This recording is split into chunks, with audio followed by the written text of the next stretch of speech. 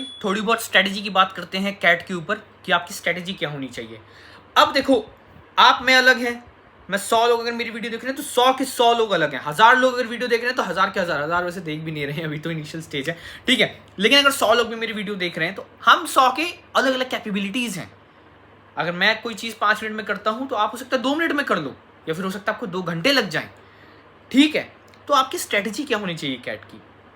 पहले तो खुद की कैपेबिलिटीज समझो, खुद का strong area, weak area, strong section, weak section, ये सब चीज़ों को पकड़ो, लिखो कहीं, ठीक है। उसको कहीं लिखो कि अच्छा मेरा स्ट्रॉन्ग ये है, वीक ये है, उस हिसाब से अपनी प्लानिंग करो। स्ट्रैटेजी में देखो मैं आपको इतना ही बता पाऊंगा, एज आई सेड कि हम सबकी कैपेबिलिटीज अलग अलग हैं, तो स्ट्रैटेजी में मैं आपको इतना ही बता पाऊंगा जो जनरली टॉपर फॉलोज, ठीक है। मैंने कई वीडियोस देखे हैं तो, या फिर जो मैं खुद फॉलो कर रहा हूं, ठीक है, वो ये है कि यार आपको कम से कम आपके बेसिक्स जो है ना, बेसिक्स बहुत ज्यादा क्लियर होने चाहिए। अगर बेसिक्स नहीं क्लियर है मेरे भाई मेरी बहन, तो कैट मुश्किल है। बेसिक्स बहुत जरूरी है, hold on to your basics. एक पल को भले ही तुम्हें एकदम सुपर डुपर जो फॉर्मूला है या फिर क्या बोलते कॉन्सेप्ट है नहीं आता, चलेगा चलेगा, बट बेसिक्स को पकड़ के रखो, बेसिक्स पे होल्ड रखोगे तो कैट के सफर बहुत आसान लगेगा। पहली बात तो ये थी। दूसरी बात ये, मॉक्स बहुत इंपॉर्टेंट हैं, बहुत ज़्यादा इंपॉर्टेंट हैं। मॉक्स ले लो, टेस्ट ले लो जो आप नॉर्मली देते हो, बहुत इंपॉर्टेंट है। क्यों? क्योंकि उससे आपको एक रियल कैट मतलब कि आपको टाइमर वगैरह लगा होता है, आप लैपटॉप पे बैठ के दे रहे होते, मैं ये अज्यूम कर रहा हूँ सब लैपटॉप पे ही दे रहे हो, ठीक है। तो आप लैपटॉप पे बैठ के दे रहे हो तो आपको खुद को पता चलता है कि अच्छा मैं इतना पीछे हूँ, अभी मुझे अभी और मेहनत करनी है, ठीक है। तो मॉक्स दो, कम से कम मिनिमम 35-60 मॉक्स दो, 35 से 60 के बीच में दो, दैट इज योर मर्जी। 35 से 60 मॉक्स के बीच में दो। और देखो, मॉक्स देना is not important. Why mocks देना is important? There are 2 reasons. पहला, आप प्रेशर झेलोगे टाइम का, आप खुद को समझोगे कि अच्छा कितना मैं क्वेश्चंस कर पा रहा हूं और कितने नहीं कर पा रहा हूं। दूसरा रीजन ये है, मॉक के बाद ऐसा तो है नहीं कि आप भाई सारे क्वेश्चन कर लोगे, कुछ होंगे आप माफ करो जो कर पा रहे हो, जो नहीं कर पा रहे हैं, ठीक है, उनको क्या करना है, एनालाइज इट।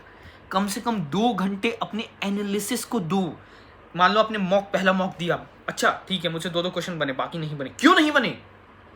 लो के बैठो, अच्छा मैं यहां टक रहा था, अच्छा मैं यहां टक रही थी, अच्छा मैं ये गलती कर रहा था, मैं ये गलती कर रही थी, ये मुझे नहीं करना है, करेक्ट। तो एनालिसिस इज वेरी इंपॉर्टेंट, बहुत ज्यादा इंपॉर्टेंट है। और कैट का सिलेबस आपका जुलाई अगस्त तक खत्म हो जाना चाहिए, क्योंकि द रीजन इज लास्ट के जो 2-3 महीने होते हैं ना, बहुत इंपॉर्टेंट होते हैं, बहुत इंपॉर्टेंट होते हैं, बहुत इंपॉर्टेंट होते हैं, मतलब बहुत ज़्यादा इंपॉर्टेंट होते हैं। क्योंकि जो मैंने आपको कहा कि अगर आपको ये देना है, क्या बोलते हैं, कैट देना है, तो यार सॉरी मॉक देना है, तो मॉक तो आप लास्ट मतलब डेली एक मॉक दोगे ना, ऐसा तो नहीं डेली 2-2 मॉक दे रहे हो। मान लो एक मॉक दिया, उसको प्रैक्टिस भी करोगे ना, एनालिसिस भी करोगे, प्रैक्टिस करोगे, तैयारी करोगे, अच्छा मैं ये वीक था, स्ट्रांग होके आया हूँ नेक्स्ट मॉक में, मॉक ये में ऐसा था, मॉक 2, तो एक दिन में एक ही मॉक दो, ये नहीं दिन में 2-2 दे रहे ना ना ना, ये नहीं करना है, ठीक है। दिन में एक मॉक दो, एनालिसिस करो, मॉक 2 में और बेहतर होके जाओ, मॉक 3 में और बेहतर होके जाओ। अब मैंने बोला 35 से 60 के बीच में मॉक्स देना है आपको, ठीक है, कम से कम 35 से 60 के बीच में मॉक्स देना है। मान लो 60 दे रहे हो आप, 60 मतलब 2 महीना, एक दिन में एक दे रहे हो, इसीलिए मैं कह रहा हूँ कि लास्ट के जो डेज होते हैं इंपॉर्टेंट होते हैं। मैं ऐसा क्यों कह रहा हूँ? क्योंकि द रीजन इज कैट जो है ना, वो ये नहीं चेक करता है कि आपको कितना आता है, वो ये चेक करता है कि आपकी डिसीजन मेकिंग स्किल्स कितनी अच्छी हैं।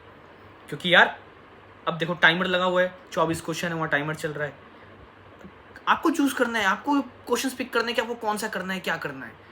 देखता है वो कि भाई कैसे हैं आपकी डिसीजन मेकिंग स्किल्स, और साथ ही साथ ये चीज देखता है कि आप प्रेशर को कैसे हैंडल कर पा रहे हो।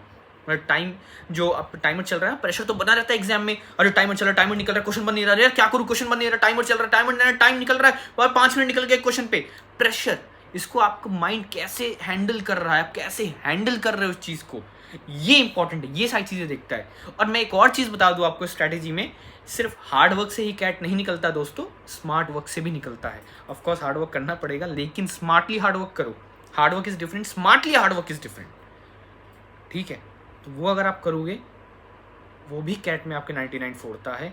तो go back, analyse your self. सबसे पहले खुद को एनालाइज करो, खुद की शक्तियां एनालाइज करो, कैपेबिलिटीज एनालाइज करो, स्ट्रॉन्ग सेक्शन, वीक सेक्शन लिखो, पकड़ो, बैठो, एनालाइज करो, फिर स्टार्ट करो अपनी जर्नी, ठीक है। रेस्ट, मेहनत अच्छे से करो यार, अच्छा फोड़ो कैट में, आगे बहुत अच्छी जर्नी, बहुत अच्छा लाइफ आपका इंतजार कर रही है। कोई डाउट हो तो कमेंट करना, मिलते हैं अगली वीडियो में, तब तक के लिए टाटा।